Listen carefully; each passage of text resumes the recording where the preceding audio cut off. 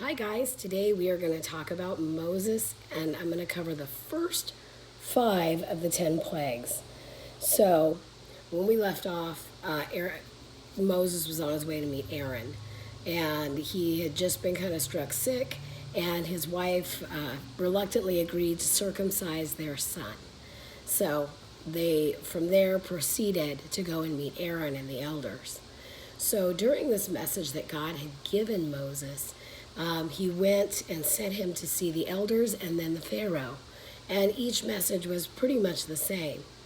And one of the things I want to point out before we get started is that one of the things that God had promised Moses before going, and I think it's important that sometimes God gives us something to hold on to, because otherwise we normally would maybe overlook that fact when things get hard.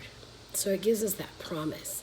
And one of the promises that God made to Moses was that when the Israelites leave Egypt, they will leave pretty much with praise and with spoils, that they will be given things by the Egyptians. And this is an important detail we're going to kind of look at as we go through the story. So when Moses goes and meets with Aaron and the other elders, he performs the same miracles and the same things that God had told him to do. One was the staff, putting out his staff, laying it down, it becomes a snake, picking it up by the tail, it turns into a staff. The other one I like to affectionately call the cloaky pokey, where he puts his hand in his cloak, it comes out, it's kind of covered in leprosy, he puts it back in, brings it out, and it's normal. So he does those things, and of course says that I am sent him, and the elders believe him and send him to go represent him and Aaron to go represent the Israelites before the Pharaoh. Now, the Pharaoh, just kind of historically, and this is not in the Bible, I just want to be clear, this is my speculation only. But because Moses was educated in the royal household, I can't imagine that he and the Pharaoh are strangers to each other. I'm pretty sure that the Pharaoh that reigned before was probably, in air quotes, his adopted grandfather, and the person running it now is probably someone that was a cousin or something in the upbringing and the adoption structure of his family. So I imagine they know each other. There's a little bit of history. I'm sure this Pharaoh didn't necessarily seek to harm Moses, because it said he went back since the other Pharaoh had died, the one that had sought him out for murdering the other Egyptian. But I imagine still very aware of Moses. So that's purely my speculation looking at it, timetable wise. So, but they go before the Pharaoh, and it says God had told him not only that they would leave with spoils, but also that this Pharaoh would say no initially, that he would have a hard heart. And so initially, when God sends Moses and Aaron to speak to Pharaoh, he basically kind of has a hard heart and is like, no, I don't care what you do. I'm not letting my people go. He's like, you can't leave. And from a purely economic standpoint, from a very just pragmatic, utilitarian standpoint, to the Pharaoh, the Israelites are a huge labor force. It's a huge part of his economy.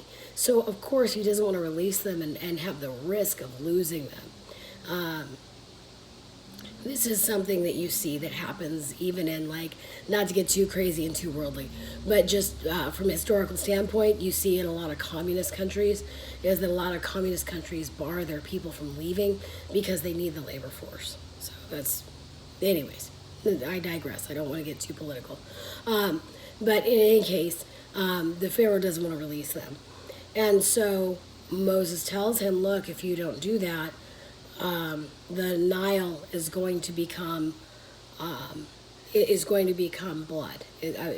God will create it to turn into blood. Even all the water in pitchers and jars, all of this. And the Nile was kind of worshipped at that time as a gift from their gods, because it's a source of life. Where there's water, there's life. And so I think this was a first move that God made to just kind of assert his place above Egypt, to let them know, I am an all-powerful God. And the Pharaoh had a hard heart. And on top of it, it kind of mentions that his magicians could do the same thing. So he wasn't really moved by it. But the water was like really disgusting. Anyways, so that lasted for 7 days. Then the Pharaoh was kind of like, hey, Moses, could you do something about this? And they kind of just, discussed back and forth. And basically, Moses is like, look, our people need to be allowed to go out into the wilderness on a 3-day journey at least and to worship. And he's like, no way.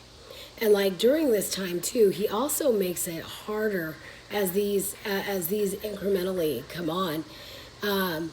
Initially when Moses like, let my people go, he's like, no way. And on top of it, he's like, what a bunch of lazy turds, And so the Pharaoh makes the labor harder for the Israelites and says now, not only do they have the same brick quota for my construction job that honors me, that they are required to collect the straw and do all the labor that leads up to making those bricks, and they can't be short. And so these taskmasters, as this goes on, becomes harder and harder. So Moses is like, okay, well then I will speak, and God is going to cause all of these frogs to come up. They will be in your house, in all of your servants' houses, in all of your officials' houses, in your beds. They will be everywhere. And so, again, he prays. All these frogs come up out of the Nile, like crazy. So they come up, and they're everywhere. Just they're inundated. And it says that that Pharaoh's magicians were able to do the same thing as well. And so he wasn't impressed. So his heart remained hard. He was like, whatever, my people can do that too. I don't care. So, but after he'd had his belly full for a few days, he's like, hey, Moses, you think you can do something about this? So again, he tries to talk to him, and he's like, no. Moses comes to see him, and he's like, I'm not doing anything about it. So then he inflicts, some people say lice, and other interpretations say gnats. I don't know, I think gnats would be like really, really annoying.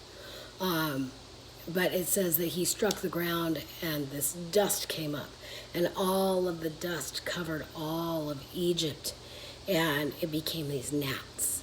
And it was just, all I can imagine is just in your face and your ears and your mouth. Like, that's so annoying. I don't know if anybody's ever been like out camping or anywhere else, and just even just walking through a small cloud of gnats, you're just like, oh. So this is what happened. And even then, Moses' heart remained hard. Still the same. And so God's like, and God told him, and even like at one of the times when Moses comes out of the meeting, the leaders of the laborers are like, Moses, what are you doing, dude? You're making our life hard. And even Moses, like, he goes before God, and he's like, God, what are you doing? Now they hate me. He just, he doesn't see the whole plan of what God's doing. And it is a hard position to be in for all of them. But Moses is really caught in the middle because he's like, God, now you got me out on a ledge. So anyways, this happens. And Pharaoh finally, at the end of the gnats, when Moses goes and sees him again, he's like, all right, you guys can go. Who's all going with you? Like, you could take the elderly or the men, but you have to leave your women and children. And he was like, no, that is not part of the deal. We are all to worship our God as one group, as a family. Everybody must go so that we can offer sacrifices to our God. And the one thing that was said is that now the magicians cannot do this, what is about to be done, the flies. And this, when he invites the flies come and just take over everything. They're all over. They're disgusting. And this is one of those things, though, that Pharaoh is just, at the end of the flies, is like, well, maybe you can go. But because he said no, that we can't leave our wives and our children, Pharaoh was like, no. And I think for this guy, again, he's looking at this from a totally self-referential, very pragmatic and utilitarian kind of standpoint, as he's like, how can I use these people for my advantage? And that is to make sure that he does not lose his labor force. That is what's driving his economy. So, but at this point, this makes a distinction. The distinction is made when the flies come and are set upon Egypt, because none of the magicians could do this. And so, and with this, it says that God was going to make a distinction between his people and everyone else. And so it shows God's power with this. And then the fifth one is pestilence. So, sorry guys. Pestilence came upon them after the flies. Once again, Pharaoh asked for relief, and so he was like, okay, I'll let you go, that whole kind of thing. And the thing that was interesting about this distinction is none of this happened in Goshen, where all the Israelites lived. Which I imagine Goshen, if it's full of all the laborers and all of these, basically they're blue collar and down kind of people. They don't have any kind of real income. These are the slaves. And so it's probably considered by the Egyptians more of kind of bad neighborhood. And there's total peace going on there. There's no kind of problems going on there. And so I think that this really shows a distinction. And again, when the pestilence came on the land, it says that the Pharaoh sent investigators, and there was nothing going on there, and there was no way that they could do that. And so again, he called Moses before him to relieve them of the pestilence that came upon them. So I'm going to pick up on the next chapter, or the next section, which will be the 6th through 10th plagues, and how the Israelites were freed from Egypt. Hope you all have a blessed day.